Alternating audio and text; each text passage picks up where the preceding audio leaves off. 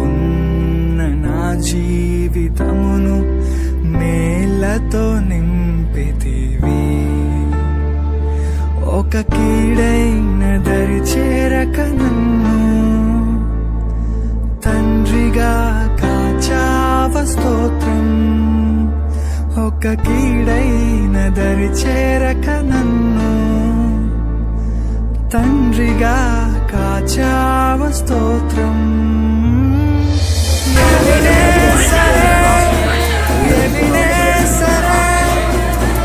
ఇంతకాలం కాచితివే ఎబినేసరే, నా తోడువై నడచితివే. స్తోత్రం స్తోత్రం స్తోత్రం, కృపగా కాచితివి. స్తోత్రం స్తోత్రం స్తోత్రం స్తోత్రం, కౌగిలిలో దాచితివి. స్తోత్రం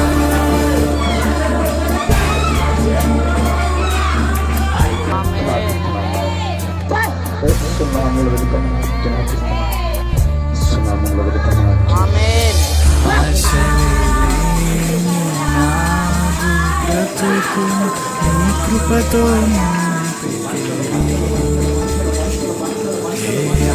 ఆశలేని నాదు బ్రతుకు నీ కృపతో నింపితివి. నీవు చూపిన ప్రేమను పాడగా పదములు సరిపోవు తండ్రి. నీవు చూపిన ప్రేమను పాడగా పదములు సరిపోవు తండ్రి.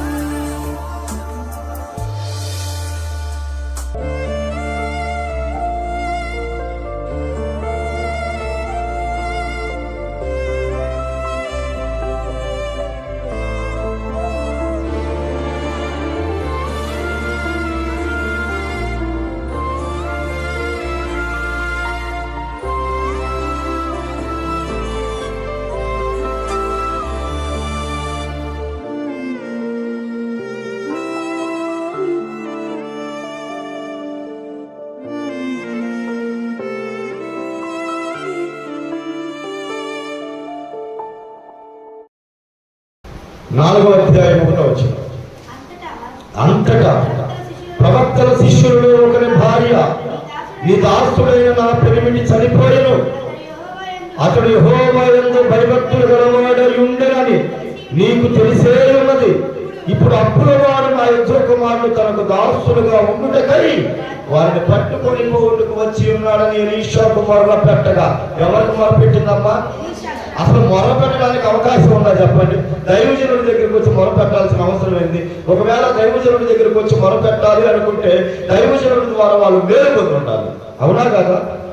దైవజనుడి ద్వారా వాళ్ళకి ఏదో ఒక మేలు జరిగి ఉండాలి.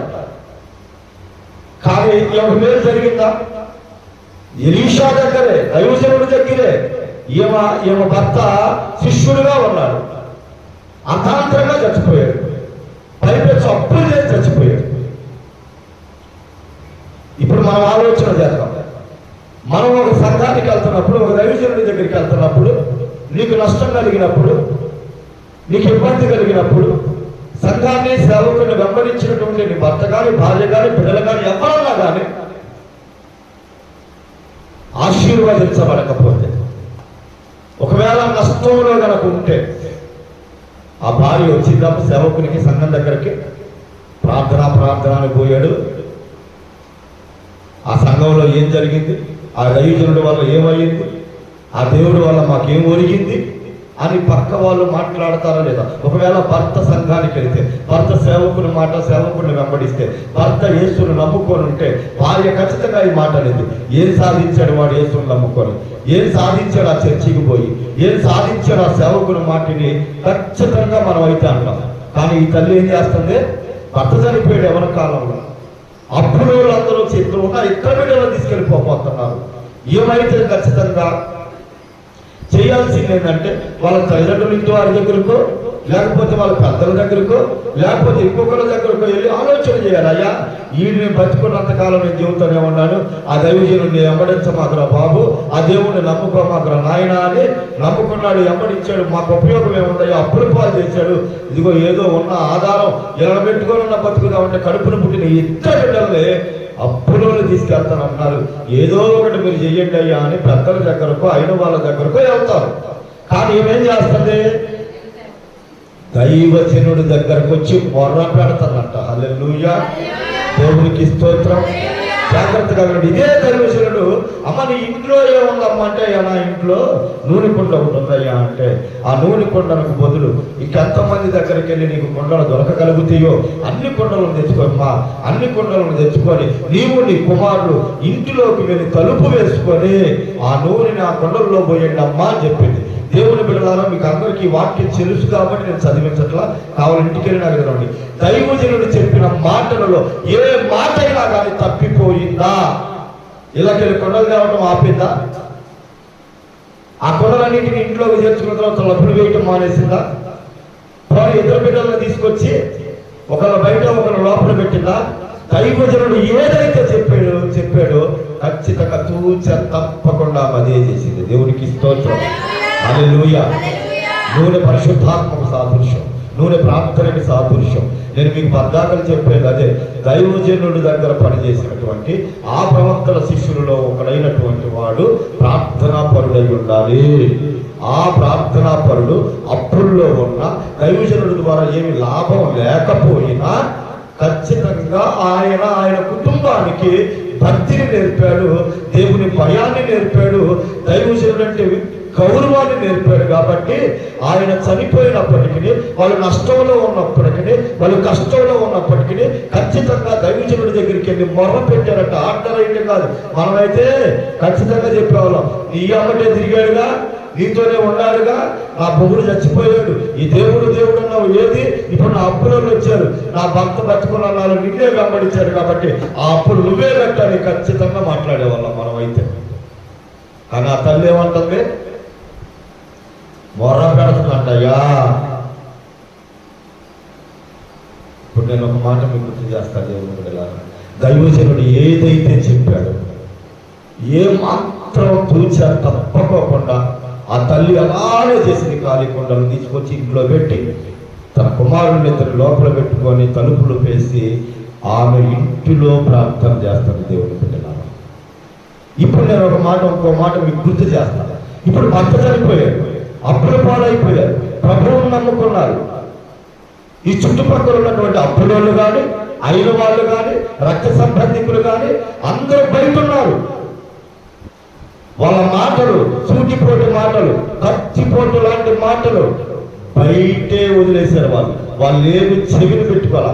వాళ్ళకు ఉన్నటువంటి నిరీక్షణ, ఆశ, విశ్వాసం, నమ్మకము దేవుడే, దైవజనుని మాటే. ఆ మాట ప్రకారంగా ఆమె ఆ విషయాలన్నిటినీ, ఆ మాటలన్నిటినీ, ఆ మనుషులందరినీ, లోకస్తులందరినీ బయట పెట్టేసింది. ఆమె బిడ్డలు ఇంటిలోకి వెళ్ళి రహస్యమందు చూచు ఆయన తండ్రికి ప్రార్థన చేశారు. దేవునికి స్తోత్రం. హల్లెలూయా. ఆ ఒక్క కొండ అన్ని కొండలను నింపేసింది. ఆమె అప్పులు పోవడమే కాదు, ఆమె బిడ్డలు బ్రతకడానికి కూడా దేవుడు సహాయం చేశాడు. హల్లెలూయా. దేవునికి స్తోత్రం. జాగ్రత్తగా వినండి దేవుని పిల్లలారా, నేను ఇవి నా సొంత మాటలు కాదు, ఇవి బైబిల్లో ఉన్నాయా కాదా? మా బైబిల్లో ఉన్నాయా ఇవన్నీ? మనం ఏ ఆలోచన చొప్పున వెళ్తున్నాం చెప్పండి. యేసుక్రీస్తు ప్రభు వారి దగ్గరకు వచ్చే ఎవరైనా సరే ఈ లోకానుసారంగా మీరు ఆలోచన చేస్తే మీరు గెలవలేరు. వ్యతిరేకంగా ఆలోచన చేయాలి. వ్యతిరేకంగా ఎలా ఆలోచన చేయాలి? అన్నీ బాగున్నప్పుడు రావటం కాదు, అన్ని పరిస్థితులు బాగున్నప్పుడు రావటం కాదు, పరిస్థితులు అనుకూలించినప్పుడే నువ్వు రావాలి. అప్పుడే నువ్వు లెక్కలో పడతావు. అన్ని ఉన్నప్పుడు ఏదో తీయటం కాదు, ఏమి లేనప్పుడే ఉన్నదంతా ఇచ్చేయాలి. దేవునికి స్తోత్రం. హల్లెలూయా. అంటే మీకు ఇవ్వమని కాదు, మీకు అలాంటి ఉద్దేశం నేను మీకు చెబుతున్నా. జీవం కలిగిన దేవుని దృష్టికేమో మన కష్టాల్లో మన నష్టాల్లో ఉన్నామని ఎప్పుడు అనుకోడు ఆయన. ఎందుకంటే ఆయన శ్రీమంతుడు, ఆయనకు అసాధ్యమైన కార్యం ఏది లేదు. సర్వశక్తి కలిగిన దేవుడు. నువ్వు ఏ స్థితిలో ఉన్నా నిన్ను దీవించగలుగుతాడు. నువ్వు ఏ స్థితిలో ఉన్నా నిన్ను చేయబట్టుకొని పైకి లేవనెత్తగలుగుతాడు. కానీ ప్రజలకు అది తెలియదు. ప్రజలు ఎలా ఉంటారంటే లోకానుసారమైన మనుషులు, చుట్టుపక్కల వాళ్ళు నువ్వు కష్టంలో ఉన్నావని, నువ్వు బాధలో ఉన్నావని, నువ్వు పిలుపులో ఇబ్బందులో ఉన్నావని, నిన్ను ఎలాగైనా ఉపయోగించుకోవాలని వాళ్ళు చూస్తారైతే నా దేవుడు నీకు ఉపయోగపడతాడు. హల్లెలూయా. దేవునికి స్తోత్రం, దేవునికి స్తోత్రం. ఇప్పుడు అందరూ మరణాన్ని కీలుగా భావిస్తారు, కానీ మనము మేలుగా భావించాలి. యేసయ్య బిడ్డలు తెలుసుకోవాల్సిన పచ్చి నిజం ఇదే. యెహోవా భక్తుల మరణం ఆయన దృష్టికి ఒకన జనన దినము కంటే ఒకన మరణ దినమే. ప్రభువునందు మృతి పొందు మృతులు బ్రతుకుట క్రీస్తే చావైతే. ఈ మాటలు లోకానుసారమైన వాళ్ళు ఒప్పుకుంటారా? ఒప్పుకోరు. అలాగే జనాలందరికీ నీ పరిస్థితి ఎలా ఉంటుందంటే నవ్వులు పాలుగా ఉన్నట్టుండేది.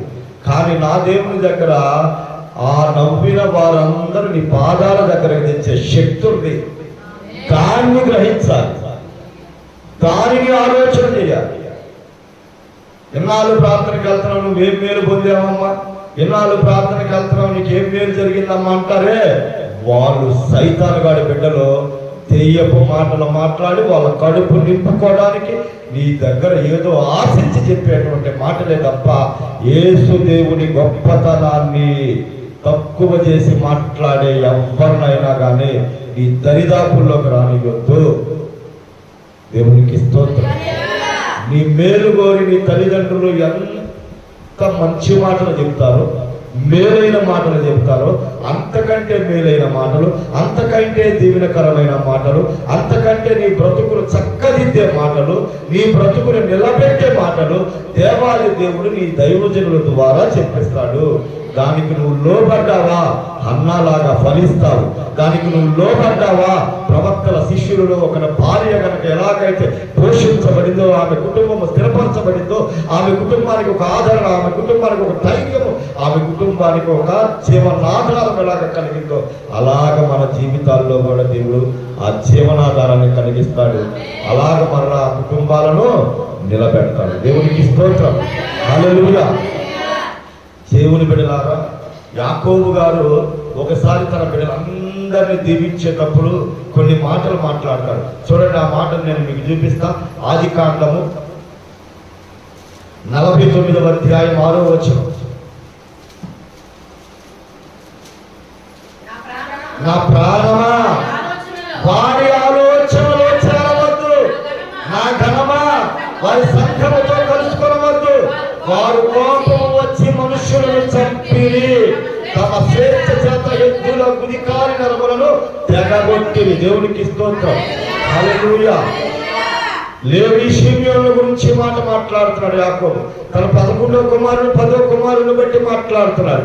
ఎందుకని మాట్లాడుతున్నాడు? ఎందుకు మాట్లాడుతున్నాడు అంటే తన చెల్లినటువంటి దేనాన్ని చెరిపేరని షెకెము అనేటువంటి ఊరిలో షెకెము అనేటువంటి వాడి కొడుకులు ఆ ఊరి వారందరినీ, మగవాళ్ళందరినీ నమ్మించి మోసం చేశారు. ఎలా నమ్మించారంటే మీ పిల్లలను మీరు చేసుకోకూడదు, మా పిల్లలను మీరు చేసుకోకూడదు, ఒకవేళ చేసుకోవాలంటే మీరు అందరూ సున్నతి చేయించుకోవాలని చెప్పేసి వాళ్ళందరికీ చెప్పి వాళ్ళందరినీ నమ్మించి ఆ ఊరి పెద్ద కదా, రాజు కదా, రాజుగారి కుమారుడు కదా, వారు చెప్పమని ఆ ఊరి వాళ్ళందరూ కూడా వినేసి వీళ్ళ మాటలు గుడ్డిగా నమ్మి సున్నతి చేయించుకున్నారు. ఎప్పుడైతే సున్నతి చేయించుకున్నారో సున్నతి వాళ్ళు మంచాల మీద ఉన్నప్పుడు వీళ్ళు అర్ధరాత్రులు వెళ్ళిపోయి ఊరి మీద పడి కనపడ్డ వాడిని ఎలా చంపేశారు. వీరి ఆలోచన లాంటి ఆలోచన నరహత్య జరిగించడానికి చేసిన ఆలోచన, దేవునికి వ్యతిరేకమైనటువంటి పనులను చేసినటువంటి ఆలోచనలు. ఈ రోజున దేవుని బిడ్డలారా, లోకంలో చాలామంది పరమ దుర్మార్గమైనటువంటి ఆలోచనలు కలిగి ఉంటారు. వాళ్ళు ఎక్కడో ఉండరు, మన ఇళ్ళ పక్కనే, మన ఈడులోనే, మన పేటలోనే ఉంటారు. ఎలా ఉంటారంటే వాళ్ళు ఎవరి భర్త చచ్చిపోతాడా, ఎవరి తండ్రి తాగుపోతాడా, ఎవరి తండ్రి తిరిగిపోతాడా, ఎవరికి డబ్బులు బాగా అవసరమా అని వాళ్ళని ఎరేసి చూస్తారు, నమ్మించి స్నేహం చేస్తారు. నీకేదో మేలు చేస్తున్నట్లే మాయ మాటలు చెప్పి నిన్ను వ్యభిచార రూపాల్లోకి లాగేసేటువంటి భయంకరమైనటువంటి ఆలోచన చేసేటువంటి మనుషులు ఉన్నారు ఇక్కడ ఈ లోకంలో. ఏ అలవాటు లేని బిడ్డలకి నమ్మకంగా తాము సొంత డబ్బులతో అలవాటులు చేసి వదిలేసే వాళ్ళు చాలామంది ఉన్నారు. తల్లిదండ్రుల మీద కోపాలతో బిడ్డలను మంచి చేసుకొని ఏ అలవాటు లేకుండా బ్రతుకుతున్న వారికి అలవాటు లభించి వారిని బజారు పాలు చేయడానికి ఆలోచనలు చేసేవారు చాలామంది ఉన్నారు. నేను చాలామంది చూసే చుట్టుపక్కల అలా ఈ అలవాటు లేని వాళ్ళకి అలవాటు లభించేసి సొంత డబ్బులతో కొన్ని రోజులు పోపించి ఇక వదిలేస్తారు. అలవాటు అయిన వాడు ఏం చేస్తాడేక బానిస అయిపోతాడు. అలాగే ఇక్కడ యాకోబు గారు సంఘంతో చెబుతున్నాడు, సమాజంతో చెబుతున్నాడు, నా ప్రాణమా వారి ఆలోచనలో చేరవద్దు. వారు నరహత్య చేసిన వారు క్రూరులు, దీవించాల్సిన తండ్రే హెచ్చరిస్తున్నారు. ఈరోజు ఈ హెచ్చరికను ప్రతి ఒక్కరూ ఆలోచన చేయాలి. దైవజనుడు చెప్పాడు అంటే ఖచ్చితంగా ప్రభువు చెప్పించినట్టే నమ్ము. ఎందుకంటే నువ్వు దేవుడికి ఇష్టమైన బిడ్డవు కాబట్టి నీకు చెప్పిస్తాడు. ఎప్పుడో ఒకసారి వచ్చే వాళ్ళకి పెద్దలాడి రమ్మని చెప్పను, ఎప్పుడో ఒకసారి వచ్చే వాళ్ళకి ఏందమ్మా ఇప్పుడు వచ్చావని అడగను. ఇద్దరు స్టూడెంట్స్ ఉన్నారు.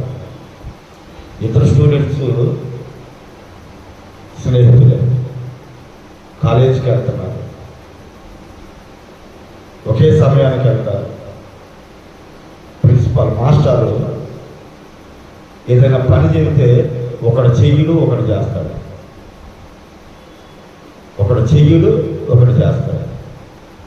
చేసేవాడికి తండ్రి లేడు, తల్లి కష్టం మీదే బ్రతకాలి, తల్లి కష్టం మీదే చదివించాలి. ఈ మాస్టర్ చెప్పిందల్లా ఈ బిడ్డ చేయటం వల్ల ఆ ఇద్దరు పిల్లల్లో ఈ బిడ్డను ఆయన బాగా ఇష్టపడ్డాడు, చెప్పిన మాటల్లా వింటున్నాడు. ఒక సమయం వచ్చినప్పుడు ఎగ్జామ్స్ విషయంలో తనకు అర్థం కాని చదువులేనటువంటివి తన ఇంటికి పిలిచి ఈ బిడ్డకి ప్రత్యేకంగా చెప్పేవాడు. ఇద్దరు స్నేహితుల్లో ఇప్పుడు ఎవరు పాస్ అవుతారు చెప్పండి?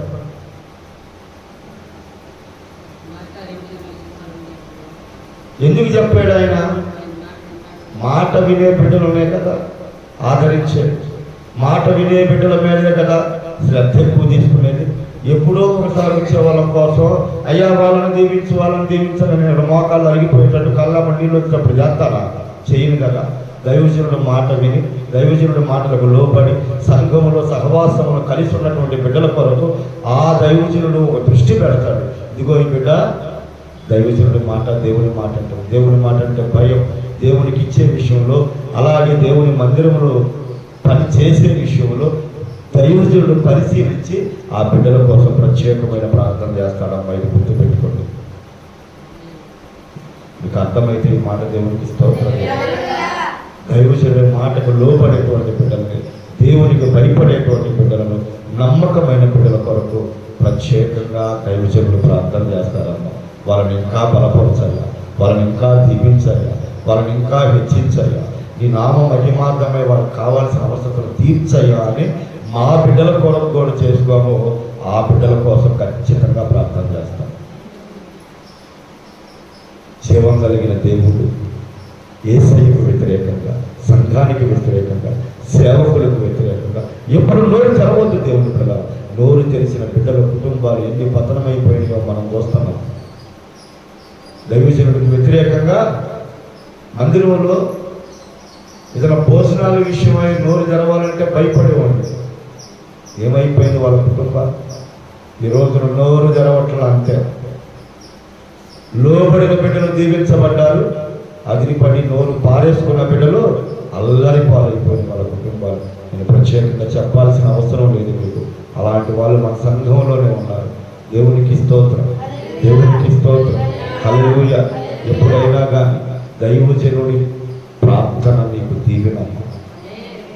మనస్ఫూర్తిగా దైవజనుడు చేతులేసి ప్రార్థన చేస్తే నీ కష్టకాలంలో నా దేవుడు నీకు మేలు జరిగిస్తాడు. దైవజనులు చెప్పిన మాట విన్నా, దైవజనులకు ఏదైనా పని చేసినా అది మహాదీవెనమ్మ. నేను అలాగే చేశాను. ఒక మీటింగులో నేను ఎవరి దగ్గర అయితే తల ఉంచి ప్రార్థన చేయించుకున్నాను, నేను ఎవరి కాళ్ళు అయితే పట్టుకొని ఒత్తి నూనె రాశానో ఆ దైవజనుల పక్కన నేను కూర్చుంటే నేను ఏడ్చాను ఆకాశం వైపు చూసి. ఒక సమయంలో ఈ దైవజనుడు కాళ్ళు వచ్చాను, నూనె రాశాను, ఈయన పక్కన కూర్చోబెట్టావా ప్రభు అని ఏడ్చా. ఎప్పుడు కూడా దేవుని ప్రణాళికలో ఉన్న దేవుని చుట్టూ మీ మనస్సు గనక తిరిగితే, మందిరము, సేవ, దేవుడని గనక ఆలోచన మీరు చేయగలిగితే, మీరు మర్చిపోయిన ఒకనాటికి నా దేవుడు మర్చిపోడంతే. దేవుడికి స్తోత్రం, హల్లెలూయా, హల్లెలూయా. ఈ 40 రోజుల వ్రత ప్రతిష్ఠిత దినాలలో ఇక్కడున్న ప్రతి ఒక్క బిడ్డ కుటుంబము, అలాగే దేవుడు నాకు అప్పచెప్పిన సంఘ బిడ్డలు అందరూ దీవించబడుదురుగాక, ఆశీర్వదించబడుదురుగాక, ఘనపరచబడుదురుగాక. అలాగే నాకు ఇచ్చిన కుటుంబము దీవించబడునుగాక. అలాగే మేము ఆయన పాదాల దగ్గర కడవరకు నమ్మకంగా పనిచేసే గొప్ప భాగ్యం దేవుడు మాకు అనుగ్రహించునుగాక. దేవుడు ఈ మాటలను దీవించునుగాక. ఆమె ప్రార్థన చేస్తున్న పరిశుద్ధుల పరమ తండ్రి, గొప్ప దేవుడు, మహాగణుడా నీకు స్తోత్రాలు. చెప్పబడిన మాటలు నీ మాటలుగా విలువైన వెలకట్టలేని నీ మాటలు మేము అందరం విన్నాం ప్రభు. ఆ మాటల ప్రకారంగా జీవించే భాగ్యాన్ని దయచేయండి అయ్యా. ఇదిగో దైవజనులకు నాయన లోబడి వారి మాట విన్న బిడ్డలందరూ నాయన అయ్యా, నీ బిడ్డలను మీరు దీవించండి అయ్యా, నీ బిడ్డలను మీరు ఆశీర్వదించండి అయ్యా. వినని వారికి వినే మనస్సును దయచేయండి నాయన అయ్యా. ఇదిగో ప్రభు దైవజనుడు కాని మాట మాట్లాడినా ఆమెకున్న బాధను బట్టి అయ్యా తొందరపడలేదయ్యా, అయ్యా ఆమె విసుక్కోలేదయ్యా, దైవజనులను నిందించలేదయ్యా. యా లోబడిన హన్న ఫలించిందయ్యా, 3 భార్యల జీవితం చిగురించింది నాయన. అలాగే అప్పుల్లో ఉన్నటువంటి బిడ్డ నాయన అయ్యా, ఇదిగో దైవజనుడి దగ్గర పరిచయం చేసినటువంటి శిష్యుని భార్య నాయన అయ్యా, ఇదిగో ఎలీషా దగ్గరకు వచ్చి మొర్రపెట్టగా ఆయన చెప్పినట్లు చేయగా ఆమె బ్రతకడమే కాదయ్యా, ఆమె అప్పులన్నీ తీసివేసావు నాయన. అలాగూ నాయన మేము కూడా ప్రభువా అయ్యా దైవజనుల మాటలకు నాయన, నీ మాటలకు ప్రభువా మేము చెవి యొక్కి తల వంచి అయ్యా, కష్టమైన నష్టమైన శ్రమైన ఇరుకైన ఇబ్బంది అయినా లేమైనా ఆపదైన వ్యాధైన సేవకులను సంఘాన్ని నిందించగా అయ్యా, నీకు వ్యతిరేకంగా మాట్లాడక లోకానుసారమైనటువంటి మనుషుల ఆలోచనలు తీసుకోనక అయ్యా, నీ వాక్యపు ఆలోచనలతో నీ వాక్యానుసారంగా జీవించే భాగ్యము మాకు అందరికీ దయచేయండి ప్రభువా. నిజమే ప్రభువా, మేము ఎన్నోసార్లు నాయన ఇదిగో కడుపు కట్టుకొని కన్నీరు గార్చి అయ్యా యథార్థముగా నీ సన్నిధిలో బ్రతికేము. మాకే ఎందుకు వచ్చింది కష్టాలని, మాకే ఎందుకున్న ఈ అప్పులని, మాకే ఎందుకు వచ్చింది వ్యాధని ఎన్నోసార్లు నిందించానయ్యా, ఎన్నోసార్లు నాయన వ్యతిరేకంగా మాట్లాడాను ప్రభా. దయతో కనికరించి క్షమించయ్యా, దయతో కనికరించి క్షమించయ్యా. ఈ ఆలస్యం ఎందుకంటే అద్భుతము నాయన చేయడానికి, మహాద్భుతము చేయడానికి మా జీవితంలో నాయన నీకు దగ్గర చేయడానికి నాయన, నీ రాజ్యాన్ని మాకు ఇవ్వడానికి నాయన, నీ జీవగ్రంథములో మా పేరు రాయడానికి అని మాకు గ్రహింపలేక మాట్లాడిన అయ్యా మా అవివేకపు మాటలను దయతో కనికరించి క్షమించండి ప్రభువా. అయ్యా శ్రద్ధ కలిగిన వారు ప్రాణం పుష్టిగా ఉండిద్దన్నావు నాయన. శ్రద్ధ కలిగిన ఆలయానికి వస్తున్నా నీ పిల్లలందరినీ మీరు జ్ఞాపకం చేసుకోండి, వారిని వారి కుటుంబాలను పుష్టిగా ఉంచండి నాయన. అయ్యా సర్వ సమృద్ధి పిల్లలుగా దయచేయండి, సమయోచితమైన సహాయం అందించండి. క్రీస్తు యేసునందు మీ బిడ్డల ప్రతి అవసరం మీరు తీర్చమని మహిమ ఘనత ప్రభావాలు మీకు ఆరోపిస్తూ యేసయ్య శక్తి కలిగిన నామమును అడిగి వేడుకొంచున్నాం పరమ తండ్రి. ఆమేన్.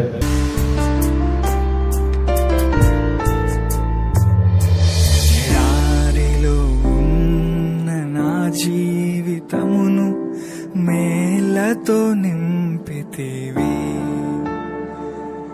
ఎడారిలో ఉన్న నా జీవితమును మేలతో నింపితివి.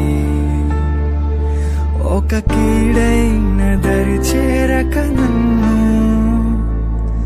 తండ్రిగా కాచావ స్తోత్రం. ఒక కీడైన దరి చేరక నన్ను తండ్రిగా కాచావ స్తోత్రం. ఎబినేజరే, ఎబినేజరే, ఇంతకాలం కాచితివే. ఎబినేజరే, ఎబినేజరే, నా తోడువై నడచితివే. స్తోత్రం, స్తోత్రం, స్తోత్రం. కృపాపగా కాచితివి. స్తోత్రం, స్తోత్రం, స్తోత్రం, స్తోత్రం. కౌగిలిలో దాచితివి. స్తోత్రం.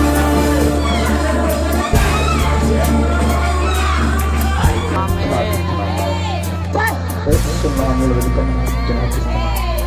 సున్నాములు వెలుగుతామని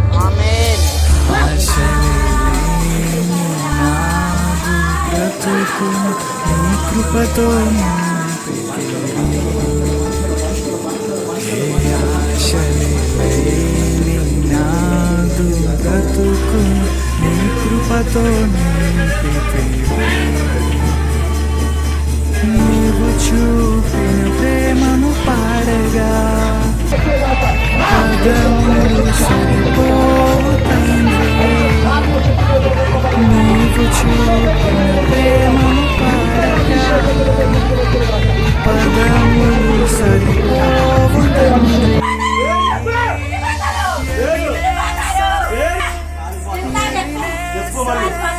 చెప్పు తీసుకెళ్తాను నీ దగ్గర